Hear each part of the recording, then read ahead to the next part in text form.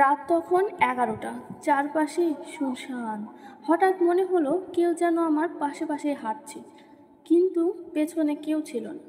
তারপর আমি যাকে দেখলাম সেটি মানুষ ছিল না। চলুন শুরু করা যাক।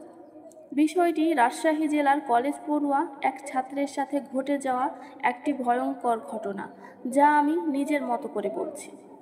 রাত তখন 11টা, রাস্তার চারপাশে নিস্তব্ধতা।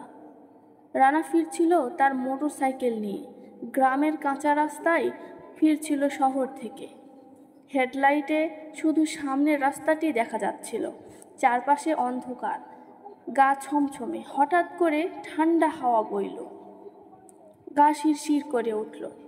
মনে হলো কেউ পাশে পাশে হাঁটছে, কিন্তু মিররে কিছুই দেখা গেল না, পেছনে কিছুই নেই। কিছু দূর যাওয়ার পর একটি ছায়াময়ী নারীর অবয়ব রাস্তায় দাঁড়িয়ে আছে দেখা গেল। রানা ব্রেক কষে দাঁড়ালো, সাহস করে বলল, আপনি কে? এত রাতে এখানে? কোনো উত্তর নেই। সেই ছায়া ধীরে ধীরে উড়ে এসে বাইকের সামনে দাঁড়িয়ে পড়ল। রানার গলা শুকিয়ে গেল। সে বাইক ঘুরিয়ে পালাতে চাইল, কিন্তু বাইক বন্ধ হয়ে গেল। হঠাৎ করে সে ছায়ার চোখ দুটো লাল আগুনের মতো জ্বলতে লাগলো। ভয়ে রানা চোখ বন্ধ করে ফেলল। তারপর কিছুই মনে নেই।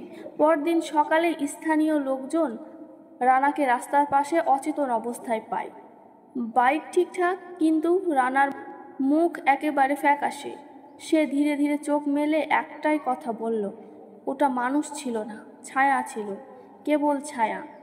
লোকেরা বলল, বছর 5 আগে ওই রাস্তায় এক মহিলা দুর্ঘটনায় মারা যায়।